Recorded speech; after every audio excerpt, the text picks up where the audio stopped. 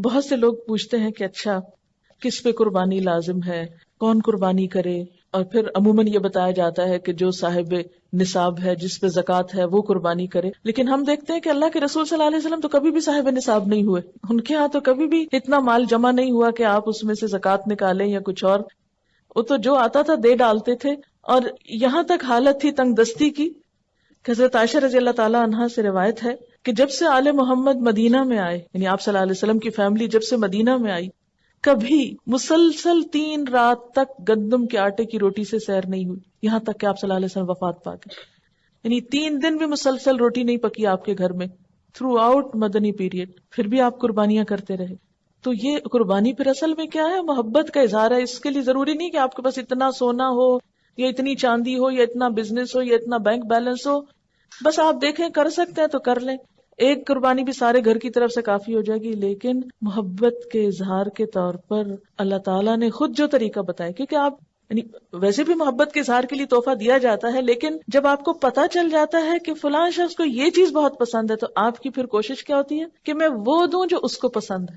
اس لیے جب یہ باتیں کی جاتی ہیں نا کہ غریبوں کو روپیہ دے دینا چاہیے اس دن، اور فلاں چیز دے دینی چاہیے، اس پیسے کو فلاں کام میں استعمال کر لینا چاہیے، فلاں سڑک بنوا لینی چاہیے، فلاں پل بنوا لینا چاہیے، سب باتیں اپنی جگہ ہیں.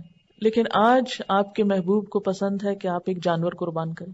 یہ سارا سال پل بنوائیں، سڑکیں بنوائیں، جو مرضی کرائیں، لیکن آج اس کو کون سا تحفہ پسند ہے آپ کی طرف سے؟ جانور قربان کرنا. کیوں؟ اس لیے کہ آپ کاغذ کا روپیہ کسی کے ہاتھ میں دیتے ہیں نا تو وہ فیلنگ نہیں آتی. جب آپ ایک اپنے پالے ہوئے جانور کے گلے پہ چھری پھیرتے ہیں، تو جن گھروں میں جانور پالا جاتا ہے نا، ان بچوں کو آپ دیکھیں وہ قریب نہیں جاتے، اس کا گوشت نہیں کھاتے کہ ہمارا پیارا جانور جو ہے وہ قربان ہو گیا. روتے ہیں باقاعدہ اس کی. اور اس وقت جو دل کی حالت ہوتی ہے وہ روپیہ کسی کو پکڑانے سے وہ جذبات نہیں پیدا ہوتے. اور یہ یاد دہانی ہے مسلسل، یا اللہ آج اس جانور کے گلے پہ چھری پھیر رہا ہوں، کل آپ نے مجھے طلب کیا نا تو میں بھی حاضر ہوں، میں اپنی جان بھی دوں گا آپ کو. کیونکہ محبت میں تو پھر کوئی بھی چیز بچا کے نہیں رکھی جاتی نا. آپ صلی اللہ علیہ وسلم 10 سال مدینہ میں رہے اور ہر سال قربانی کی. اب یہ الگ بات ہے کہ اگر بالکل پیسے نہیں ہیں اور مطلب نہیں کرنے کے قابل ایک بھی، تو کوئی بات نہیں، کیونکہ بہت لوگ بہت ہی غریب ہوتے ہیں. قربانی دراصل محبت کے اظہار کی ایک علامت ہے، اور اس کے لیے بہت زیادہ فقہی مسئلوں میں پڑھنا، اس پہ جائز ہے اس پہ ناجائز ہے، یہ کرے یا نہ کرے، وہ کرے یا نہ کرے، بہت کچھ پوچھنے کی ضرورت نہیں. اپنے آپ کو ٹٹولیں، دیکھیں کیا دے سکتے ہیں کیا نہیں دے سکتے، اور کر لیں جو کر سکتے ہیں. نہیں کر سکتے تو آئندہ کے لیے کوئی ترتیب سوچیں اسی طرح کی کہ جس سے آپ کچھ کر سکیں. اور اگر کوئی وسعت کے باوجود قربانی نہ کر سکے تو اس کے بارے میں کیا فرمایا کہ جسے قربانی کرنے کی وسعت اور طاقت ہو اور وہ قربانی نہ کرے، وہ مسلمانوں کی عیدگاہ میں حاضر نہ ہو.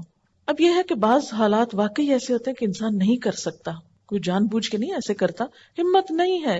مثلا ایک شخص کی مہینے کی آمدنی 3000 روپے ہے، وہ تو بچوں کا دودھ بھی نہیں پورا کر پا رہا، 2 وقت کی روٹی نصیب نہیں، وہ کہاں سے قربانی کرے چاہے اس کا دل کتنا بھی روتا ہو.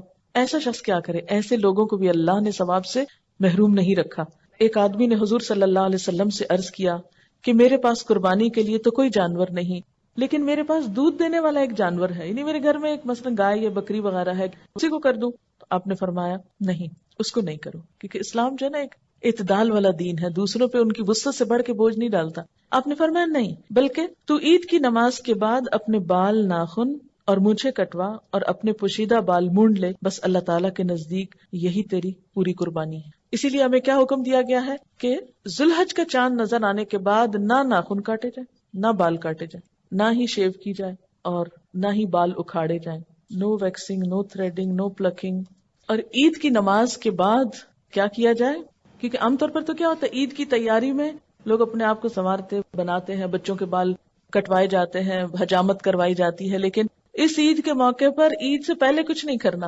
عید کی نماز کے بعد جب دوسرے لوگ جانور کاٹ رہے ہوں گے تو آپ کے پاس جانور کاٹنے کو نہیں تو اپنے ناخن کاٹ لیجئے، یہی آپ کی قربانی ہو گئی.